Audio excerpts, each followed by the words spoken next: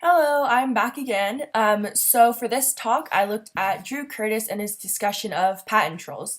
So I'm kind of just gonna summarize the talk and then give you my thoughts. So his company, along with really big companies like AOL, TechCrunch, Yahoo, and MSN, were all sued by the same patent troll, Gooseberry Natural Resources.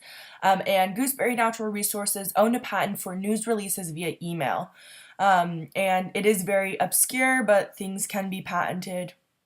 Um, so the problem with this, that the reason why Drew decided to pursue it is because he knew that his company was not in violation of this patent. But when you are sued by a patent troll, you have to prove that you don't infringe on the patent that they're suing you with, and it's why it takes so long.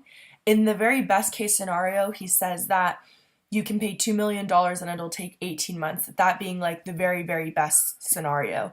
So although companies didn't really infringe on this, the other ones that I listed earlier, they still decided to settle because they just didn't want to deal with it because the settlement to them would be cheaper than pursuing it. It also takes away a lot from your company if that's where your resources are going. However, when it finally came to Drew's turn with this, he just asked Gooseberry Natural Resources to send screenshots of his company actually infringing on this patent since he knew that they had not done it. However, these screenshots didn't exist because they never infringed on it. So all of a sudden, Gooseberry Natural Resources wanted to settle, and they wanted to close it out as soon as possible and asked for their best offer. And Drew just said, nothing, I'm not going to give you anything. And they actually settled. So from this, he said that he learned three things. You can't fight the patent, but you should fight the infringement, which is what he did. Second, make it clear that you don't have any money to spend because they were a small company, or that you would rather give all of your money to your attorney than giving it to them. And third, make sure to tell them that you will make this process as annoying and painful for them as possible, which is generally their policy, but you can also use a reverse tactic.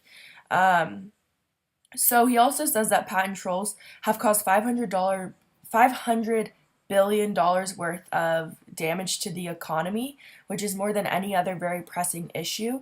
And although he doesn't have a solution to this, he did want to bring light to the situation, hoping that people will be more knowledgeable in the future.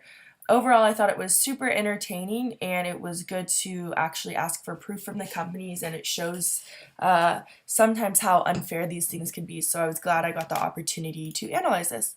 Okay, thanks.